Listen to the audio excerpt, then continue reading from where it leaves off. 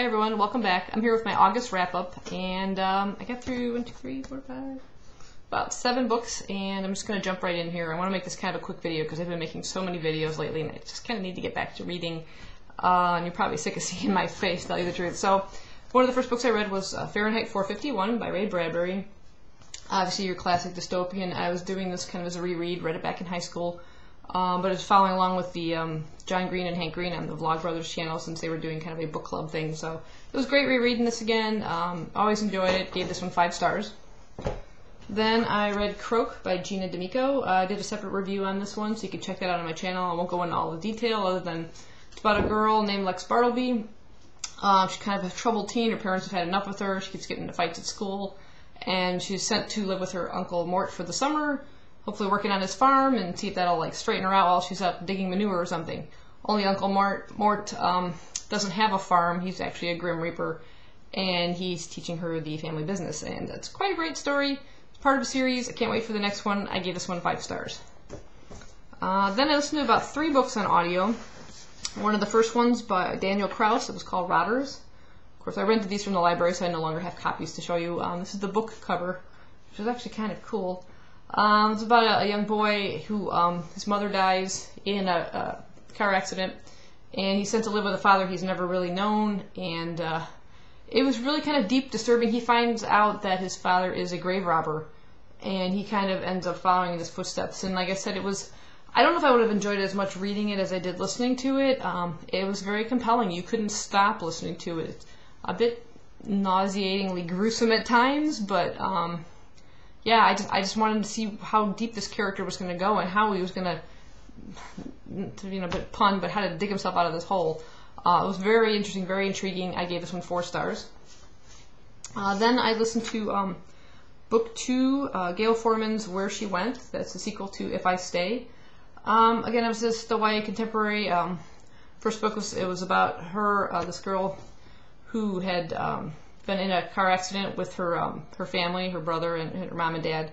They perished in the accident, and she's left in this coma through most of the first book. This one takes off where the first book left off, and I don't want to go into detail, but again, I listened to this on audio, where the first one was told from her point of view and her voice. The second book is told from her boyfriend's voice, and it was a bit different. Again, it was an okay story. I wasn't that intrigued by it. It bored at times for me, but I only gave this 3 stars. Then I listened to Libba Bray's Beauty Queens. I'd heard a lot of mixed reviews on this one, so I was a little hesitant to pick it up, but I saw it at the library as an audio, so I thought I'd give it a try. When I first popped it in, as I was leaving the library and driving off and listening to it, I almost turned back around and I thought, what the heck is this? Maybe I didn't hear quite enough about the book. I thought it was going to be more of like your survival type storyline. It's about 50 contestants in the Miss Teen Dream pageant. That they're traveling to the pageant, and their plane crashes on a desert island, and they've got little food, little water, as it's described in Goodreads, little eyeliner. It is a extremely hilarious, satirical story, and it's the audio was great. I don't know if I would have enjoyed as much reading it as I did listening to it, and it's read by Libba Bray, the author, who just does an amazing job of all the voices and everything. And it's funny, they'll mention like a product, and at the end they'll say TM, and it's like for a trademark, and then sometimes they'll jump to footnotes and they'll explain what that product is, or if they mention a show, there'll be footnote 3, and she'll like talk about some television show that they mentioned and explain what it is. And I think if I were reading that, I probably would have started skipping over a lot of those footnotes, but obviously when you're listening to it, you don't have a choice, but it added to the story. There's even commercial breaks in there. It's really bizarre, but like I said, I think listening to it on the audio made it that more enjoyable. It does get a little bogged down in the beginning with a lot of character backstory. So I think that slowed the plot down. It took till about the second half. The pirates show up, and yeah, for that plot to kind of move on and get a little bit more adventure going on and stuff. So, but I really did enjoy it. I enjoyed listening to it. I think that like I said, I don't know if I would have enjoyed it as much as a book, but I gave this 4 stars. Then I was lucky enough to get 2 free copies. This is a finished copy of Unwind by Shusterman, and this is YA dystopian book, and I'll actually describe this again in the back. I'll read the back. The Second Civil War was fought over reproductive rights.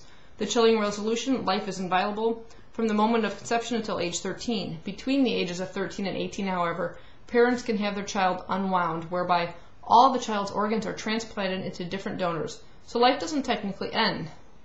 And this tells the story of three young teens. One is Connor. He's become too difficult for his parents to control, and they've decided to sign him over to the state and have him unwound. And then there's Risa. She's a ward of the state. Actually, her last name is Risa Ward. She's been living in a state home, and she's just not talented enough to be kept alive. So the state signs her over. And then there's Lev. He's a Tithe, someone who's been born and raised to be unwound.